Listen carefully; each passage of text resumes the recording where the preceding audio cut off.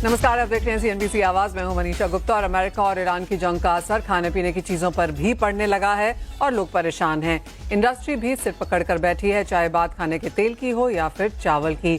सभी जगह एक ही कहानी है, क्योंकि ये बहुत एक्सटेंड होता हुआ नजर आ रहा है। और जिस तरह से आज यूएस प्रेसिडेंट की तरफ से हमने स्टेटमेंट्स आते हुए देखी कि ये जो वॉर है, ये जो कॉन्फ्लिक्ट है, ये आगे 2-3 हफ्ते और खिंच सकता है, सिवियर भी हो सकता है। और अगर ईरान के साथ यहाँ पर कोई प्रोग्रेस पीस टॉक्स पर नहीं होती है, तो फिर शायद हम वहाँ पर उनकी एनर्जी और इलेक्ट्रिसिटी दोनों ही फैसिलिटीज़ पर यहाँ पर हमला होता हुआ देखेंगे। कैसी स्थिति है शिपमेंट की, कब तक हालात सुधरने की बात है, और इंडियन इंडस्ट्री इससे कैसे जूझ रही है, इस पर करेंगे चर्चा। हमारे साथ सनविन ग्रुप के सीईओ संदीप बजोरिया हैं, agri farmer and trade association के general secretary Sunil Baldeva and basmati millers and exporters association Punjab के वीपी रंजीत सिंह जसान। लेकिन इससे पहले कि हम अपने खास मेहमानों के साथ आज की चर्चा की शुरुआत करें, आपको सुनवाते हैं कि आज यूएस प्रेसिडेंट डोनाल्ड ट्रंप ने ईरान के साथ जारी जंग पर क्या कहा। Operation Epic Fury that we will continue until our objectives are fully achieved. Thanks to the progress we've made, I can say tonight that we are on track to complete all of America's military objectives shortly, very shortly. We're going to hit them extremely hard over the next 2 to 3 weeks. We're going to bring them back to the Stone Ages where they belong. In the meantime, discussions are ongoing. ये कहा US president ने कि अगले 2-3 हफ्ते यहाँ पर important रह सकते हैं। बातचीत यहाँ पर जारी है, लेकिन अगर ईरान अग्री नहीं करेगा तो इसे और भी यहाँ पर बढ़ावा मिल सकता है। हमारे साथ हमारे मेहमान जुड़ चुके हैं। सबसे पहले चावल पर ही चर्चा करेंगे। रंजीत सिंह जी, नमस्कार, शुक्रिया साथ जुड़ने के लिए। चावल एक इम्पॉर्टेंट एक्सपोर्ट है मिडिल ईस्ट को, स्पेशली ईरान को, और जिस तरह की स्थिति पिछले पूरे 1 महीने में बनी है और शायद अगले 2-3-4 हफ्ते बनी रह सकती है, किस तरह का स्ट्रेस और किस तरह की एज ऑफ नाउ डीलिंग्स बनती हुई नजर आ रही हैं आगे जाकर? थैंक यू निशा जी। जैसे कि आज सुबह जी आए और सबको ये मैसेज दिया कि भैया अभी 1 महीना अभी और वेट करनी पड़ेगी। पिछले 1 महीने से हमारी इंडस्ट्री इवन के जो भी एक्सपोर्ट कर रहे हैं बहुत बड़े क्राइसिस में निकल रहे हैं। इंडस्ट्री में ये है कि कोई कार्गो कहाँ पड़ा, कोई कार्गो कहाँ पड़ा, कोई भी ऐसा कार्गो नहीं है जो प्रॉपर डेस्टिनेशन में पहुंचा हो। जो सऊदीया जाना था वो दुबई उतर गया, जो अफगानिस्तान जाना था वो सऊदी उतर गया, कहीं ओमान में पड़ा है। सरकार ने भी कुछ कोशिश करी है कुछ रिलीफ देने के लिए, लेकिन उसमें भी ईपीसीजी जिसका कवर था उसी को रिलीफ मिल पाया है। लेकिन जिसमें नॉन ईसीजीसी वाले उनको 50% दिया है। लेकिन इसमें इंडस्ट्री का बहुत बड़ा नुकसान है। लगभग हम सोचते हैं कि 2 लाख टन से ज्यादा कार्गो जो अभी भी पोर्ट के ऊपर स्टक है मुंद्रा और गांधीधाम में, जिसका अभी तक कुछ नहीं पता। ये उम्मीद लग रही थी कि अगर ट्रंप जी आएंगे और कुछ ना कुछ रिलीफ मिलेगा हमें आज, पर फिर भी ये 1 महीना या 2 महीने कहाँ चला गया। इंडस्ट्री का इतना बड़ा स्टॉक जो स्टक हुआ पड़ा है, कोई पानी में खड़ा हुआ है, कोई किसी पोर्ट पे पड़ा हुआ है। और इंडिया में लगभग 2 लाख टन चावल है। अगर टोटल हम बात करें, लगभग 4 लाख टन से ज्यादा का जो राइस है वो अभी तक वो कोई भी डेस्टिनेशन पे नहीं पहुंच पाया। इंडस्ट्री को बहुत बड़ा सेटबैक लग रहा है। अब इसका कब क्या हल होगा कुछ नहीं समझ आ रहा। अभी इंडस्ट्री को बहुत परेशानी का वो आलम है। शुरुआत में रंजीत जी ये भी सुनने को मिला था कि शायद इंडियन गवर्नमेंट यहाँ पर बातचीत चल रही है, कुछ यहाँ पर रियायतें देने की भी कोशिश है, वहां से कुछ सुना है आपने? नहीं, रियायतें दी है मैम। 470 करोड़ का पैकेज गवर्नमेंट ऑफ इंडिया ने अनाउंस किया है, बट उसमें पूरे इंडस्ट्री को देखे, अगर पूरा एक्सपोर्ट को देखे तो 490 करोड़ रुपए कुछ भी अमाउंट नहीं है। उसमें जो ईपीसीजी जिनकी कवरिंग है एक्सपोर्ट के सामने, उसको 100% सरकार ने बोला है कि जो उनके डैमेज लगेगा, जो डिटेंशन लगेगी, उसको हम पे बैक करेंगे।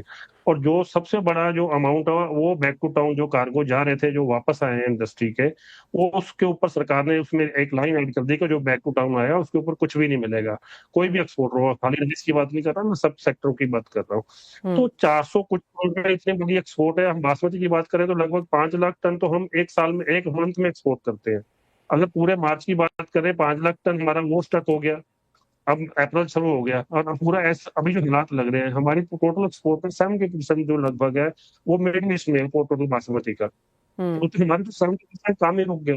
अगर पिछला 5 लाख टन और आगे का 2-3 लाख टन होगा तो 7 लाख टन अगर चावल को रखेंगे कहाँ पे, पेमेंट साइकिल कैसे चलेगा, बायर कैसे हमें स्टैंड रहेंगे हमारे साथ, वो नहीं कहीं ना कहीं से पाकिस्तान से ले कहीं से ले समझ से बाहर हो गया कि स्टेट ऑफ होमस कब खुलेगा। 2-3 पोर्ट चल रही है आज, सऊदी की चल रही है, यमन चल रही है, ओमान चल रही है। बाकी पूरा मिडिल ईस्ट जो बंद पड़ा, स्टेट ऑफ होमस बंद है, तो सारा काम बंद है, पूरी पोर्ट बंद है। और राइस का क्या कब होगा पूरा, अभी नई साठी की क्रॉप आ जाएगी 2 महीने बाद, उसके बाद नई क्रॉप आ जाएगी। बहुत बड़ा स्टॉक अभी भी इंडस्ट्री का पड़ा हुआ है, पूरे इंडिया की बात करें तो एक लंबा क्राइसिस दिख रहा है हमारी इंडस्ट्री में कि अगर ये लिक्विडेट नहीं हो पाया जल्दी, ये लंबा चल गया तो सेटबैक तो दिख ही रहा है कि इंडस्ट्री को, पहले इंडस्ट्री को आएगा, फिर ये फार्मर के ऊपर भी आएगा कहीं ना कहीं। तो रंजीत जी, एज ऑफ नाउ यहाँ पर प्लान बी क्या है, क्योंकि पूरा मार्च निकल गया। अगर जैसे यूएस प्रेसिडेंट ने बोला कि 2-3 हफ्ते हमें लगेंगे, और यूएस प्रेसिडेंट ने ये भी कहा कि स्टेट ऑफ हॉर्मुज का हमें कुछ नहीं पड़ी है, क्योंकि हमारा तेल और गैस तो स्टेट ऑफ हॉर्मुज के थ्रू जाता भी नहीं है। तो अगर वो वाली स्थिति यहाँ पर बनती है और अगर ये पूरा का पूरा अप्रैल हम उस तरफ से जाता हुआ निकाल के देख रहे हैं, तो फिर एज इंडस्ट्री आपकी अब क्या प्लानिंग है? एज इंडस्ट्री क्या प्लानिंग करेंगे? जो कार्गो हमारे स्टक है, आज हम सिंगल पोर्ट की बात करते हैं, ओमान के ऊपर लगभग 5,000 कंटेनर जो राइस इंडस्ट्री के वहां पे स्टक है। आपको आश्चर्य होगा कि एक जो कार्गो जिसकी वैल्यू लगभग $12,000 है एक कंटेनर की, उसके ऊपर $10,000 जो है वो लाइन उसके ऊपर डिटेंशन चार्जेस मांग रही है। मतलब 12,000 का कार्गो है सिंगल कंटेनर, उसके ऊपर $10,000 की डिटेंशन और डैमेज का डिमांड की जा रही है। तो सेकंड ऑप्शन कहाँ देखिए, इसको कहाँ लेके जाएं, क्योंकि हमारी तो इंडस्ट्री की सारा सेक्टर ही बासमती का मिडल ईस्ट है, जिसमें हम 70% एक्सपोर्ट करते हैं। अगर यही स्टक है तो नई इंडस्ट्री को नए मार्केट बनाने में यूरोप देखें, यूएस देखें या कहीं भी जाएंगे तो इतनी जल्दी नई मार्केट डेवलप नहीं होती। और किसको जाके बोले कि हमारा राइस ले लो, तो यही हमारी मार्केट है। अगर यही 1 महीना और निकल गया तो सरकार को बहुत बड़ी स्टेप लेना पड़ेगा। उन गवर्नमेंट, आज ओमान की बात करें, यूए की बात करें, तो वहीं सरकार के साथ सरकार को राब्ता करना पड़ेगा। ये कार्गो हमने खुशी से नहीं भेजा, लाइन ने जबरदस्ती हमारे कार्गो वहां पे उतारे हैं और उसके बाद भी लाइन डिटेंशन मांग रही है। हम तो हैरान है, हम सरकार के ऊपर भी बात कर रहे हैं, लेकिन सरकार कहती है भी लाइनें जो है वो हमारे कंट्रोल पे नहीं है। हम मिनिस्ट्री में बात करेंगे, दूसरी कंट्री में एम्बेसी में बात करेंगे, लेकिन उसका भी 1 महीना निकल गया, आउटपुट नहीं के बराबर। सरकार ने जरूर पैकेज दिया है 490 करोड़ का, बट वहां भी सरकारों के साथ कोई टाई अप नहीं हो पा रहा। वहां पे जो कार्गो स्टॉक है वो कैसे निकलेंगे? मतलब कि एक $10,000, ये तो हम अपने बात है, कुछ कम वैल्यू की चीजें भी होती हैं। मतलब $500 की आइटम है तो 25,000 से $12,500 की वो आइटम है, एक कंटेनर में माल है, उस $10,000 की डिटेंशन है तो वो सारा माल ही खत्म हो गया। मतलब ये क्या होगा? और इसकी सेकंड प्लान बी तो दिख ही नहीं रहा। मैं प्लान की यहाँ देखेंगे कि हमारा सेक्टर 70% है, यहाँ इसको देंगे इन मिडिल ईस्ट को, तो यूरोप को चला भी जाएगा तो कितनी वॉल्यूम? उसके सामने हमारा पाकिस्तान कंपटीटर यूरोप के लिए, सब चीजें मिडिल ईस्ट में हमारी एक पैठ है इंडस्ट्री की, पूरी इंडिया की। तो वो इंडस्ट्री डिस्टर्ब है तो बहुत ज्यादा, मतलब कि कोई माई बाप नहीं है आज की डेट में, हमारा ये हालात है हमारे। जी हाँ, जहाँ तक चावल की बात है, प्रॉब्लम्स यहाँ पर काफ़ी बड़ी हैं, स्पेशली उस कार्गो के लिए जो बाजार में यहाँ पर गया पोर्ट्स पे अटका हुआ है। और दूसरा ये कि इंडिया में हमने 2 बार लगातार बम्पर फसल चावल की आते हुए देखी है। और जैसे रंजीत जी ने कहा, ऑफ कोर्स दूसरी कंट्रीज यहाँ पर हिस्सा ले जाएंगी, बनाने में समय लगता है। वैसे भी हम एक बैन के बाद यहाँ पर वापस आ रहे थे और इमीडिएटली इस चिंता की वजह से यहाँ पर और कंसर्न्स चावल में यहाँ पर बनती हुई नजर आ रही हैं। रंजीत जी, आपके पास यहाँ पर लौटेंगे, इंडिया सेंट्रिक बात भी करेंगे, लेकिन दालों पर एक नजर रख लेते हैं और सुनील बलदेवा जी आपको चर्चा में शामिल करेंगे। सरकार की तरफ से हमने एक एक्सटेंशन आता हुआ देखा है ड्यूटी फ्री इंपोर्ट्स का दालों को लेकर, और ये सीधा 31 मार्च को आया। बाजार को लग रहा था कि हफ्ता 10 दिन 15 दिन पहले देते तो एक प्लानिंग में आसानी होती है, ये बहुत डिलेड आया। दूसरा, अगर हम इसे वेस्ट एशिया कॉन्फ्लिक्ट से जोड़ें तो फर्टिलाइजर को लेकर अब चिंताएं हैं। रुपए में जिस तरह की मूवमेंट हमने आते हुए देखी है, वो भी इंपोर्ट को एक एडेड इन्फ्लेशन के तौर पर लेके जा रहा है। कैसे देखते हैं आप पहले वेस्ट एशिया कॉन्फ्लिक्ट और ऑफ कोर्स फिर सरकार की तरफ से ये ड्यूटी फ्री का जो एक्सटेंशन है, जो शायद बाजार एक्सपेक्ट कर ही रहा था?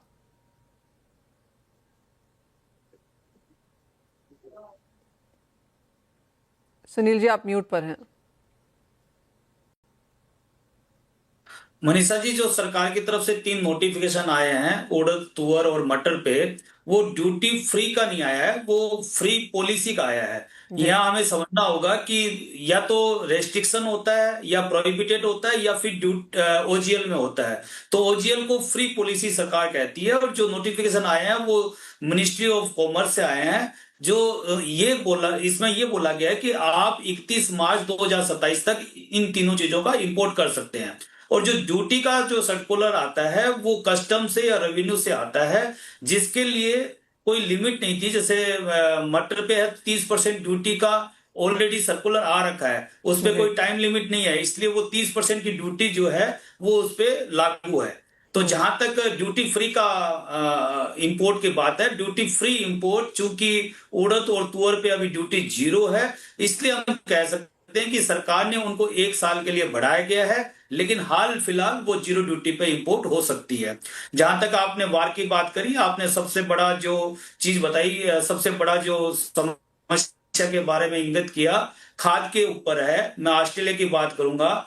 ऑस्ट्रेलिया में किसानों ने माल रोक लिया है। वहां मसूर जो है वो युद्ध से पहले जो $520 थी, आज वो 600-610 डॉलर बोल रहे हैं। जो निप्पर मसूर वहां से आती है, जो चना वहां से आता है, वो $570 बोलने लगे हैं, क्योंकि उनको खाद के चलते और सुपर एल्निनो की जो प्रिडिक्शन है, जो ऑस्ट्रेलिया से ज्यादा की जा रही है, उनके चलते उनको ये लगता है कि आगे आने वाली खेती में पता नहीं क्या संभावना होगी, या क्या उसमें बारिश के चलते क्या हम खेती कर पाएंगे या नहीं कर पाएंगे। तो उन्होंने अभी के जो माल को रोक लिया है, और वो इंटरनेशनल मार्केट बहुत ज्यादा तेज हो गया है। जो मसूर हम इंपोर्ट कर रहे थे, हमने एक वेसल मसूर को एक्सपोर्ट किया है, कुछ कंटेनर से भी किया है। तो 60,000 टन माल जो है मसूर, जो ऑस्ट्रेलिया से इंपोर्ट करके हमने कोलंबो और दुबई जैसे देशों में भेजा है। और जहां तक पोस्टिंग की बात है, डॉलर आपका कमजोर हुआ है, आपकी इंश्योरेंस पोस्टिंग भी बढ़ी है, और युद्ध में इंश्योरेंस जो है वो इसका क्लेम मिलना भी मुश्किल होता है। कंटेनर के चार्जेस इतने ज्यादा बढ़ गए हैं, वार चार्ज इन्होंने लगा दिया कि कंटेनर में दाल को मंगाना और उसको यहाँ बेच पाना बड़ा मुश्किल हो गया है। इसकी वजह से कंटेनर का लगभग नील हो गया यार। तो मुझे वेसल जो है अभी केवल लाल सागर से आ रहे हैं, तो वेसल का माल को, इतना बड़ा माल को मंगाना और उसकी इतनी बड़ी रिस्क लेना अभी कोई व्यापारी नहीं चाहता है। तो बहुत ही कम जो वेसल है वो केवल कनाडा से थोड़े मटर के आ रहे हैं। बाकी सभी तरह का दाल का जो इंपोर्ट है एक तरह से अभी रुक सा गया है। तो जंग का एक बहुत बड़ा फर्क अभी पिछले 1 महीने में दिखा है, और यदि आगे चलता रहा तो 1 महीने बाद और ज्यादा इफेक्ट इसका दिखाई देगा। वेल एब्सोल्युटली, सभी खाने पीने की चीज़ों में स्पेशली, और जैसे कहा गया कि फर्टिलाइजर का एक इम्पैक्ट है जो हमें अक्रॉस एग्रीकल्चर यहाँ पर आगे आता हुआ देखेंगे। एज ऑफ नाउ अंतर्राष्ट्रीय बाजारों में फर्टिलाइजर के प्राइसेस काफ़ी बड़े हैं। इंडिया अगले 2-3 महीने के लिए शायद कवर्ड है, लेकिन उसके बाद ये दिक्कत यहाँ पर आगे भी आ सकती है। बात अब खाने के तेलों की करेंगे और संदीप बजोरिया जी हमारे साथ हैं। Sandeep ji, crude oil prices में वॉर के पहले 70-71 के लेवल्स थे, जो अब बढ़कर 100, 108, 110, हमने 120 का हाई भी देखा है। और बाजार को लगता है कि अगर ये स्थिति रही तो अप्रैल के एंड तक कच्चे तेल के प्राइसेस $120-130 भी जा सकते हैं। अब इसे खाने के तेलों से अगर जोड़ें तो इंडोनेशिया का B50, अर्जेंटीना, ब्राजील ये सोया यूज करके बायोफ्यूल में जाना चाहते हैं। आपसे पहले बात होती रहती है, आप हमें बताते रहते हैं कि 25% वर्ल्ड का एडिबल ऑयल बायोफ्यूल में जाने लगा है। अब जहां पर क्रूड है और जिस तरह की चिंताएं हैं, कैसे देखते हैं आप सबसे पहले ये फूड वर्सेस फ्यूल का डिबेट? मनीषा जी, ये आपने बहुत सही बात पकड़ी है। फूड वर्सेस फ्यूल ऐसा भी बहुत बड़ा अलाइव डिबेट था जब $70 का क्रूड हुआ करता था, 65-70 का। लेकिन जब क्रूड 110 का भी हो गया है तो ये एकदम फ्लेयर अप हो गया है। और वर्ल्ड में आप देखते हैं कि जो कंट्रीज है, जैसे पाम ऑयल है, वर्ल्ड लार्जेस्ट प्रोड्यूसर है इंडोनेशिया। इंडोनेशिया ने B40 करके प्रोग्राम लॉन्च किया कि भाई 40% डीजल में पाम ऑयल से बनेगा। अब उन्होंने 45-50 के बीच में बात कर रहे थे, लेकिन उसको पोस्टपोन कर दिया। अब क्रूड जैसे ही $100 के ऊपर शूट अप किया, इंडोनेशियन प्रेसिडेंट ने 1 हफ्ते पहले अनाउंसमेंट किया कि हम B50 की तरफ जा रहे हैं, और 1 जुलाई से हम B50 की तरफ जा रहे हैं। तो अब उससे 1 जुलाई से दिसंबर तक, मतलब 6 महीने में वो B50 का असर ये होगा कि 20 lakh ton additional palm oil जो है वो फूड से फ्यूल की तरफ जाएगा इंडोनेशिया में। उसी तरह से अमेरिका जो है वो one of the large producer है सोयाबीन ऑयल का। अमेरिका ने अपनी आरबीओ पॉलिसी नई जो बनाई है, वो उसका भी अनाउंसमेंट 1 हफ्ते पहले हुआ है। वो आरबीओ पॉलिसी में अमेरिका ने बोला है कि 5.76 बिलियन गैलन जो है वो बायोफ्यूल में जाएगा। अब उसका मतलब ये हुआ कि अमेरिका में आप समझ के चलिए, जो 5 मिलियन टन 5.5 मिलियन टन जाता था सोयाबीन ऑयल, वो 6.57 मिलियन तक चले जाएगा। तो 2 मिलियन टन अमेरिका का सोयाबीन ऑयल फ्यूल में, मतलब फूड की जगह से फ्यूल में चले जाएगा। उसी तरह से यूरोप में रेपसीड का सवाल है। उसी तरह से ब्राजील में B15 का B18 करने की बात हो रही है। अर्जेंटीना गवर्नमेंट ने बोला है B20 तक आप कर सकते हो। तो मेरा कहने का मतलब है, वर्ल्ड ओवर जो भी कंट्री के पास एडिबल ऑयल एक्स्ट्रा है, जो वर्ल्ड ओवर एक्सपोर्टर था उसको एज ए फूड, वो बंदा वहां क्रूड का कॉस्ट इतना बढ़ गया है कि वो देख रहा है मैं खुद घर में जो मेरे पास अवेलेबल है मटेरियल, उसी से मैं बायोफ्यूल बनाऊं। तो वर्ल्ड में ऑटोमेटिकली आपकी अवेलेबिलिटी जो है वेज ऑयल की, वो और कम हो गई है। अब ऐसी सिचुएशन में दाम को बढ़ना बहुत वाजिब है। और फ्रेट जो था अर्जेंटीना से इंडिया, वॉर शुरू होने के पहले $70 पर मेट्रिक टन में बड़े जहाजों में तेल आता था अर्जेंटीना से इंडिया। अब वो 70 का हो गया 140 150। तो बिकॉज इतने सारे 2-3 हजार वेसल जो है स्ट्रेट ऑफ हॉर्मुज के आसपास वहां खड़े हैं, तो लिक्विड बल्क वेसल्स की शॉर्टेज हो गई है, तो इसीलिए दुगना फ्रेट हो गया है। तो ये दोनों, और तीसरी बात मतलब इंडिया में जो रुपी डेप्रिसिएशन हो गया, जो 90 रुपीज का 95 हो गया था, अब थोड़ा सा रिलीफ मिला है, 93 के आसपास है, आरबीआई ने जब से नया बैंकों को इंस्ट्रक्शन दिए हैं। लेकिन ये सब मिला के वेज ऑयल में हमने देखा है जो कीमत क्रूड पाम ऑयल की $1100 की होती थी, वो हो गई है 1290 1300 की। मतलब जो $1100 की होती थी कितना, सिर्फ 6-8 हफ्ते पहले, वो बढ़ गई है और वो हो गई $1300। क्रूड सोयाबीन ऑयल की कीमत वो भी $1100 की होती थी, 1120 की होती थी, वो पहुंच गई है 1330 1340, $230 बढ़ गया। सिर्फ एक सल्फर ऑयल है जो 1370-80 होता था, वो 1440 के आसपास है, उसमें $50-60 ही बढ़ा है, लेकिन वो पहले से ऊंचा था। तो जो मेन तेल इंपोर्ट होते हैं देश में, पाम ऑयल सोयाबीन ऑयल, तो $200 से $230 वो बढ़ गए। रुपी डेप्रिशिएट हो गया 4-5%। तो इसीलिए ये दाम जो है हमारे देश में, हम देख रहे हैं क्रूड वेजिटेबल ऑयल के दाम जो है, इंपोर्टेड ऑयल के दाम जो है, जो एवरेज पे हुआ करते थे, आपको देखिए मतलब जैसे पाम ऑयल, रिफाइंड पामोलिन का दाम जो 125 रुपए किलो होता था, वो 145 रुपए किलो हो गया। सोयाबीन रिफाइंड ऑयल का दाम जो आप समझ के चलिए 1300-1320 होता था, वो 1500, मतलब 130-132 रुपए किलो होता था, वो 150-55 रुपए किलो हो गया। जी। तो 20-22 किलो पाम का दाम बढ़ गया है, 23 रुपए किलो सोयाबीन का दाम बढ़ गया है। सनफ्लावर का दाम जो 1500 1550 होता था, वो 1700 हो गया, 15 रुपए किलो उसमें, वो उसका दाम बढ़ गया है। और जो रेपसीड सरसों जो हमारी लोकल प्रोड्यूस होती है, जो मंडियों में आ रही है, जिसका हार्वेस्ट चल रहा है, जो 130 रुपए किलो होती थी, वो 150 रुपए किलो हो गई है। राइस ब्राउन ऑयल जो इंडिया का लोकल प्रोड्यूस था, वो 110, तो 107 108 चल रहा था, वो 125-28 हो गया। तो ये सब इम्पैक्ट इस तरह से आ गया। लेकिन मनीषा जी, एक इसमें अच्छी बात यह है कि हमारे देश में आज भी कोई भी जगह पे तेल की, वेजिटेबल ऑयल की शॉर्टेज नहीं है। हर पोर्ट पे हर तरह का इनफ तेल अवेलेबल है और कहीं कोई कमी नहीं है। कंज्यूमर को कोई लाइन लगाने की जरूरत नहीं पड़ रही है, कोई राशनिंग नहीं है। जब चाहे उतना तेल जहां से चाहिए वो ले सकता है। सिर्फ दाम बढ़ गए हैं, वो मैंने आपको कारण बताया। और आपने सही कहा कि बायोफ्यूल से ही ये आग लगी है और उसी कारण से दाम बढ़े। अब हमने देखा ना, ये स्टेट ऑफ हॉर्मुज क्लोज होने के बाद पेट्रोलियम प्रोडक्ट्स है, उसके बाद में प्लास्टिक्स प्रोडक्ट्स है, उसके बाद में केमिकल्स है, उसके बाद में हर चीज जो है वो हर एक के दाम बढ़ गए हैं 20 से 25% ऑन एन एवरेज। तो ये वर्ल्ड फिनोमेना हो रहा है। एक्चुअली ये थर्ड वर्ल्ड वॉर, इकोनॉमिकली तो ये ऑलरेडी थर्ड वर्ल्ड वॉर चल रहा है। जी हाँ, जिस तरह से इन्फ्लेशन यहाँ पर बनती हुई नजर आ रही है और आगे यहाँ पर जाके अगले हफ्ते में इंडियन आरबीआई अपनी मीटिंग में क्या करेगी, वो भी ऑफ कोर्स एक देखने की चीज होगी। लेकिन इसी के साथ एक छोटे से ब्रेक के लिए भी रुकना होगा। लौटेंगे और इंडियन पर्सपेक्टिव जानेंगे अपने एक्सपर्ट्स के साथ।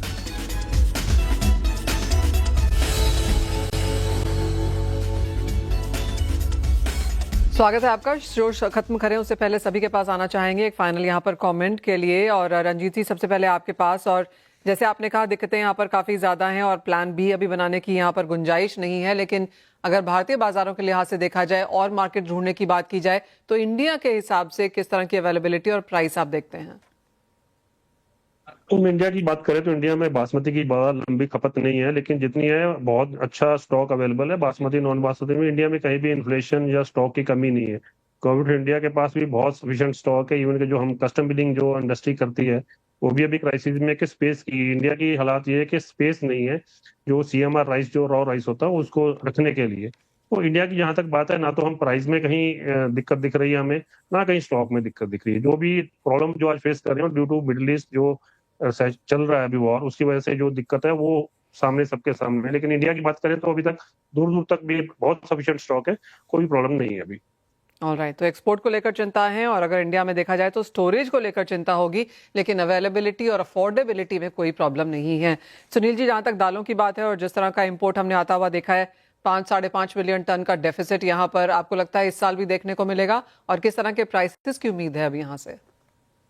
प्राइसेस की जहां तक बात करूं मैं, दालों में कोई भी प्राइसेस में मसूर को छोड़कर, क्योंकि जैसा मैंने पहले भी बोला था, मसूर में इंटरनेशनल मार्केट में 20% की तेजी आ गई है, तो 10% की जो तेजी है वो इंडिया मार्केट में दिखाई दी है। लेकिन जहां बाकी दालों की बात करें, हम चने की बात करें या मूंग की बात करें, तो किसी भी दाल में अभी युद्ध के बाद और युद्ध से पहले के भाव में बहुत ज्यादा अंतर नहीं दिखाई दिया है। इसका एक सबसे बड़ा कारण ये भी है कि जो 280 लाख टन दाल पैदा होती है उसमें 180 लाख टन दाल की जो पैदावार होती है उसकी आवकें अभी अभी हो रही है। जैसे मैं मटर की बात करूं, मसूर की बात करूं और चने की बात करूं, तो इसलिए मुझे लगता है कि दालों को लेके अवेलेबिलिटी और भाव को लेके कोई समस्या नहीं है। लेकिन यदि ये आगे जारी रहता है, उसके बाद खाद के ऊपर क्या फर्क पड़ता है, जो एल नीनो का जो आशंका बताई जा रही है उसका क्या असर रहता है, वो जरूर हमें मई जून में जाके देखना होगा।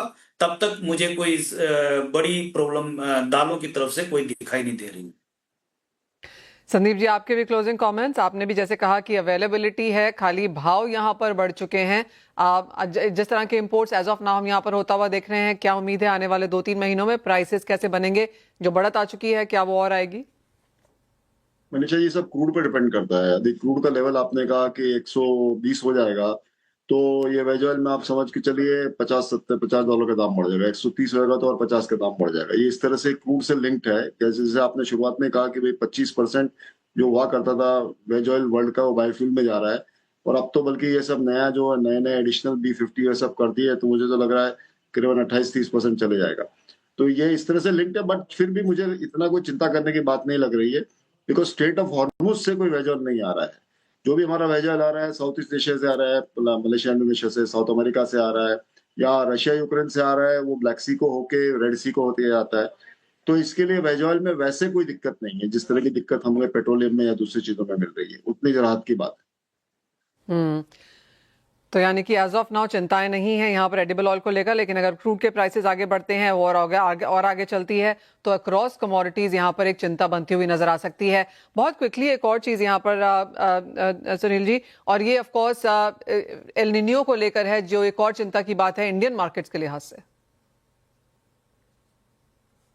बात है, पहले भी प्रिडिक्शन आती रही है, लेकिन भारत के लिए एक बहुत अच्छी बात रही है कि बहुत ज्यादा फर्क जो है उसमें बारिश में नहीं दिखाई दिया है। लेकिन इस बार जो सुपर एल नीनो की बात हो रही है, ऑस्ट्रेलिया से सबसे बड़ा डर दिखाया जा रहा है। और ऑस्ट्रेलिया से हम दालों का बहुत बड़ा इंपोर्ट भी करते हैं। यदि ऑस्ट्रेलिया में यदि इफेक्ट पड़ता है या फिर इंडिया तक उसका असर पड़ता है, तो एक चिंताजनक बात जो है वो आगे जरूर रहेगी, जैसा मैंने बोला। लेकिन उसके लिए हमें जून का वेट करना होगा। अभी हाल फिलहाल हमें कोई चिंता करने की बात नहीं है, और इसमें केवल हम एक आशा ही कर सकते हैं कि एल नीनो का प्रभाव जो है भारत पे कम से कम रहे। ऑलराइट, तो पिछले वित्त साल की अगर बात की जाए तो चीजें ठीक ठाक निकल गई, लेकिन एज ऑफ नाउ चाहे वो वॉर है, रुपया है जहां पर लगातार डेप्रिसिएशन देखने को मिला, कच्चा तेल जो कि $100 के ऊपर कारोबार कर रहे हैं, और फिर आगे जाकर मौसम and then of course fertiliser, ये कुछ एक चीजें हैं जहां पर एग्रीकल्चर को यहां पर आगे जाकर नजर रखनी होगी। बहुत शुक्रिया संदीप जी, सुनील जी, रंजीत जी, आप सभी का साथ जोड़ने के लिए और वो सारे के सारे सेक्टर्स को यहाँ पर समझाने के लिए। वेल, इसी के साथ इस कार्यक्रम में इतना ही समय है, मुझे भी दीजिए इजाजत। आप बने रहिए CNBC आवाज पर।